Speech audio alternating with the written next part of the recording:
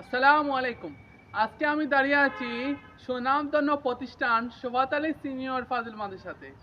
তো প্রিয় ভিউয়ার্স, আপনাদেরকে বলি, এই প্রতিষ্ঠান আমাদের কমলগঞ্জের জন্য একটি নিয়ামত। কারণ হলো, আপনারা যাদেরকে বলি, এই প্রতিষ্ঠানের মাধ্যমে আপনি আপনার ছেলে সন্তানকে যেমন জেনারেল শিক্ষা দিতে পারবেন, পাশাপাশি কোরআন, হাদিস, আকায়েদ এগুলো শিক্ষা দিতে পারবেন। তো আমাদের দায়িত্ব কি? আপনার আমাদের যাদের সন্তান আছে, ভাই বোন আছে, তাদেরকে অবশ্যই এইরকম একটা প্রতিষ্ঠানে অবশ্যই শিক্ষাদানের জন্য আমরা চেষ্টা করব। আর এই শোভাত আলী সিনিয়র ফাজিল মাদ্রাসার অনেক যোগ্যতা সম্পন্ন শিক্ষক রয়েছেন।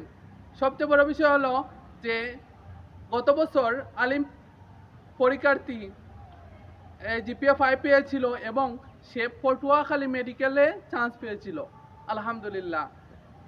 এবং আমি যখন অধ্যয়নরত ছিলাম এই মাদ্রাসাতে, তখন দেখেছি যে মৌলভীবাজার থেকে এসেও অনেক ছাত্র এখানে পড়ালেখা করেছে। কারণ হচ্ছে এখানে আরেকটা বিষয় হচ্ছে, এখানে বিজ্ঞান শাখা রয়েছে। আপনারা আপনাদের ছেলে মেয়েকে এখানে ভর্তি করবেন, ইনশাআল্লাহ আল্লাহ তাআলা বারাকাত দেবেন। একটা আপনাদেরকে আমি ঘুরিয়ে ঘুরিয়ে দেখাবো সব। আসল বিষয় হলো, আমরা জানি কেমন হয়ে গেছি, আমাদের ছেলে সন্তানকে পড়ালেখার প্রতি আমরা উদাসীন হয়ে গেছি। কেন এমন হলো? অথচ এটা হচ্ছে আমাদের বেশি দায়িত্ব ছিল যে কোরআনে হাকিম লুকমান নামে একজন এক মানুষ ছিলেন। তিনি নবী ও রাসূল কিছুই ছিলেন না। তারপরেও দেখা গিয়েছে কি, আল্লাহ তাআলা ওনাকে কোরআনের মধ্যে ওনার নামে সূরা দিয়েছেন। কারণ কি, ওনার সন্তানকে তিনি উপদেশ দিয়েছিলেন নামাজ কায়েম করবে, যাকাত আদায় করবে, ভালো কাজে আদেশ দেবে, মন্দ কাজে নিষেধ করবে। আপনার আমার এইরকম নেই। আমরা অবশ্যই এটা দায়িত্ব পালন করব। আমার সন্তান কি পড়ালেখা করছে, আমি তো স্কুলে কলেজে মাঝে সাথে ভর্তি করে দিচ্ছি।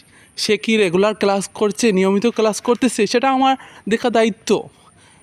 এটা আমার গুণাবলী, এগুলো আমাদের অর্জন করতে হবে। আলহামদুলিল্লাহ, আজ থেকে অনেক 6 বছর আগে এই পেয়ারা গাছ আমি লাগিয়েছিলাম আল্লাহর দয়ায়। ছোটো ছোটো ছিল। আলহামদুলিল্লাহ, আজকে অনেক ভালো লাগতেছে।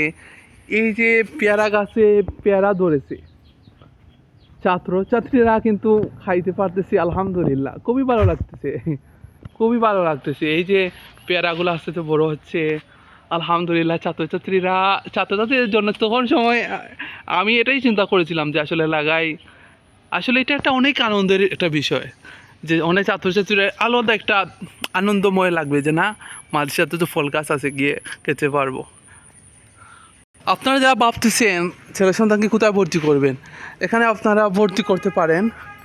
এই যে এখানে আপনারা ভর্তি করতে পারবেন। এখানে সুনামধন্য যোগ্যতা সম্পন্ন অনেক শিক্ষক রয়েছেন। এবং আপনি যদি রেগুলারলি মনিটরিং করতে পারেন, দেখবেন আপনার সন্তান একদিন মাদ্রাসাত পড়েও অনেক কিছু অর্জন করতে পারবে। শুধু হচ্ছে আপনার চিন্তা শক্তির অভাব, আর আপনি যদি নিয়মিত পর্যবেক্ষণ